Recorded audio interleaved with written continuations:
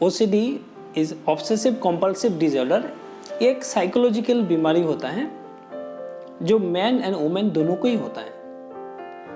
इस वीडियो में हम बात करेंगे OCD के बारे में। OCD एग्जैक्टली क्या होता है, किस लिए OCD होता है और इसका ट्रीटमेंट क्या ऑप्शन है।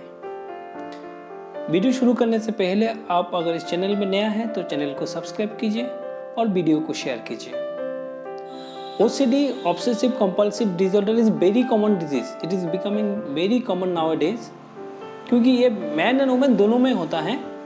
और इसमें होता क्या है, ऑब्सेशन और कंपल्सन होता है और दोनों का डिसऑर्डर बन जाता है। जैसे ऑब्सेशन होता है, जैसे ओन थॉट होता है, जैसे जो हम लोग सोचते हैं इसको हम लोग बोलते हैं ऑब्सेशन। तो ऑब्सेशन में क्या होता है, पेशेंट का खुद का ही थॉट्स है। ऐसा नहीं है कि कोई कुछ बोल रहे हैं और इसके बारे में वो सोच रहे हैं, वो खुद का ही थॉट्स होते हैं, अंदर से शुरू होता है ये थॉट्स। जैसे ये थॉट्स शुरू होता है और ये पेशेंट को पता भी है कि ये थॉट्स इरेशनल है, सही नहीं है, लेकिन अगर पेशेंट इस थॉट को बंद करने का कोशिश करेंगे तो उनका एंग्जाइटी लेवल ज़्यादा हो जाता है, डिस्ट्रेस लेवल ज़्यादा हो जाता है। तो इसी एंग्जाइटी और डिस्ट्रेस को कम करने के लिए इसको कंपल्शन करना पड़ता है। कंपल्शन मीन्स एक्शन, कुछ ना कुछ काम करना पड़ता है। और रिमेंबर, जो काम करते हैं ऐसा नहीं है कि कुछ भी काम करते हैं, ये पर्पसफुल होता है और रिपीटेटिव होता है, बार बार होता है। जैसे मान लीजिए कोई हैंड वॉश कर रहे हैं तो हाथ धोने में लगा रहता है, हाथ धोते रहते हैं। वो बिहेवियर जो है वो रिपीटेटिव होता है और पर्पसफुल है। ऐसा नहीं है कि इसलिए धो रहे हैं क्योंकि कंटामिनेशन है, ये पर्पस लेके वो काम करते हैं। इसीलिए इसका जो मूवमेंट होता है वो हमेशा ही रिपीटेटिव होता है, पर्पसफुल होता है। अगर हम देखेंगे तब मोस्ट कॉमन अगर कोई ऑब्सेशन है, इसका होता है डार्ट कंटामिनेशन, है कि मेरा हाथ गंदा हो गया, मेरा पैर गंदा हो गया, कुछ भी गंदा हो गया। तो ये जो थॉट्स होता है ये मोस्ट कॉमन ऑब्सेशन होता है पेशेंट में, OCD में। नेक्स्ट जो ऑब्सेशन आता है वो होता है पैथोलॉजिकल डाउट। पैथोलॉजिकल डाउट क्या होता है, जैसे डाउट हम लोग को भी होता है। जैसे हम लोग घर से जब निकल रहे हैं, इसका लॉक अच्छे से किए कि नहीं, तो हम लोगों का मन में ये डाउट आता है, तो हम आके एक बार चेक करते हैं, हाँ ठीक है कोई बात नहीं, हम चले गए ऑफिस।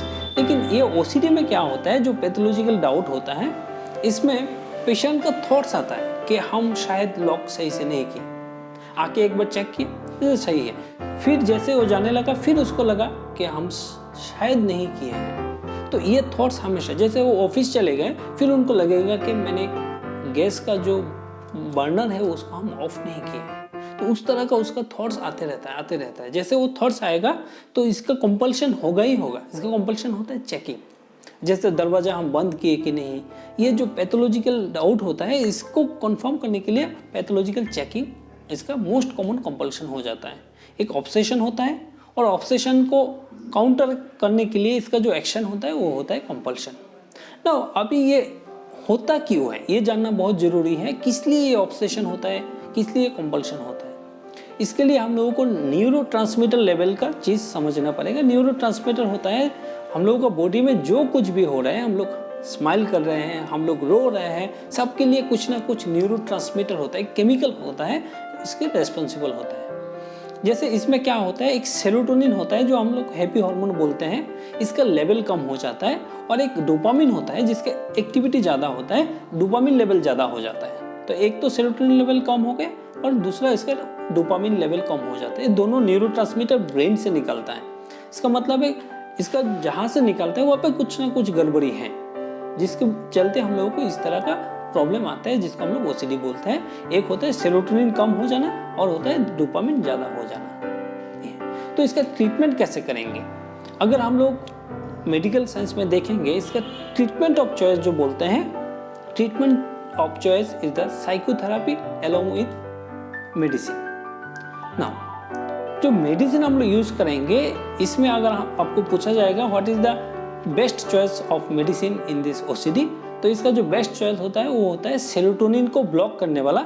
इसको हम लोग बोलते हैं सेरोटोनिन रीअपटेक इनहिबिटर। इसका मतलब है जहाँ से सेरोटोनिन लेवल कम हो जाता है उसको बंद कर देता है, तो उस जगह में सेरोटोनिन लेवल ज़्यादा होता है। इसको हम लोग बोलते हैं serotonin reuptake inhibitor, SSRI, selective serotonin reactive inhibitor. सिर्फ सेरोटोनिन को ही बंद करेगा, तो इसका मतलब है सेरोटोनिन लेवल वहाँ पे ज़्यादा होगा, इसलिए हम लोग उसको बोलते हैं SSRI। ये है ड्रग ऑफ चॉइस। लेकिन अगर आपको बताया जाएगा what is the treatment of choice, treatment of choice not only medicine along with psychotherapy.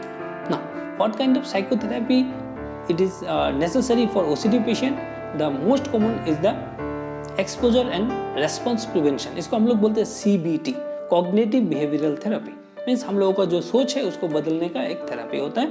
इसमें हम लोग जो मोस्ट कॉमन होता है वो एक्सपोजर एंड रेस्पॉन्स प्रिवेंशन. इसका मतलब है जो थॉट्स और जो भी है उसको लेके हम लोग उसको रेस्पॉन्स का जो होता है रेस्पॉन्स को हम लोग प्रिवेंशन करने का कोशिश करते हैं. अच्छा, इसमें हम लोग डिसेंसिटाइज भी करते हैं. जो पेशेंट का है इसको डिसेंसिटाइज करना. डिसेंसिटाइज कैसे करते हैं? जैसे इसका दो सिस्टम होता है. एक होता है सिस्टमिक डिसेंसिटाइजेशन और एक होता है फ्लडिंग. सिस्टमिक डिसेंसिटाइजेशन होता है कुछ थॉट्स या जो भी चीज़ उनको ज़्यादा एंग्जाइटी है एक लिस्ट बनाते हैं और किसका जो कम एंग्जाइटी होता है इसका लिस्ट बनाते हैं. तो इसको पहले जो कम एंग्जाइटी वाला जो चीज़ है इसमें हम लोग एक्सपोजर कराते हैं. तो इसका जो रेस्पॉन्स होता है इसको धीरे धीरे प्रिवेंट करते हैं. जैसे इसका रेस्पॉन्स प्रिवेंशन हो गया फिर इसको और थोड़ा सा एंग्जाइटी वाला चीज़ में हम लोग एक्सपोज करते हैं. धीरे धीरे हम लोग स्टेप वाइज करते हैं. इसको हम लोग बोलते हैं सिस्टमिक डिसेंसिटाइजेशन.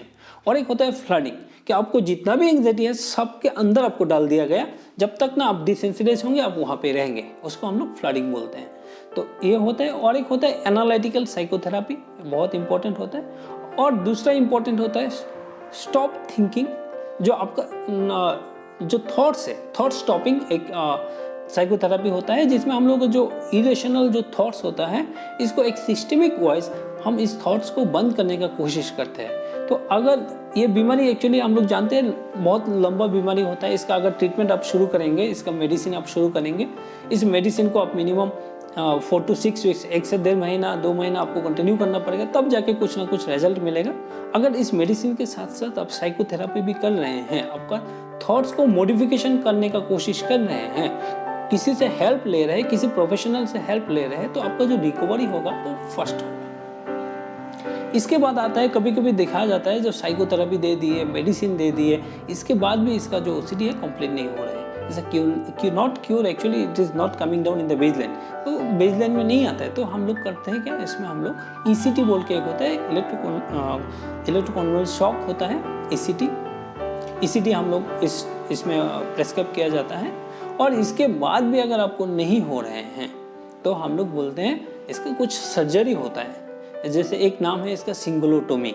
और भी बहुत कुछ है इसमें, डीप ब्रेन स्टिमुलेशन होता है, वो चीज़ किया जाता है. लेकिन वो लास्ट स्टेज के लिए है, इसके लिए आपको इतना नहीं सोचना है. अगर आपका ओसीडी अभी रिसेंटली डायग्नोज हुआ है, if you follow the medication as prescribed by the psychiatrist and you follow the psychotherapy and you follow some rituals, I think you can manage it very easily. You don't need to go for ECT and all if you are in very early stage, right? So try to control it with your own colleagues. Discuss among with them how you can desensitize your thoughts, how you can reconstruct your thoughts, how can you control your compulsion, your action, and you will have a better life. Thank you.